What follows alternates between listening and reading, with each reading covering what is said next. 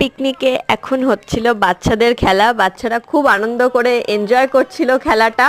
তো বাচ্চাদের খেলার পরেই হয়েছিল হচ্ছে বড়দের মিউজিক্যাল ক্যাপ খেলা। তো এই যে একে একে সবাই হাতে হাতে টুপি নিয়ে এক একজনকে দিচ্ছে, তো খুব ভালো, খুব মজা হচ্ছিল। এক পাশে মিউজিক্যাল ক্যাপ খেলা হচ্ছে, আবার অন্য পাশে শুরু হয়ে গেছে কিন্তু আমাদের আজকের শো স্টপার চিকেন কষানো।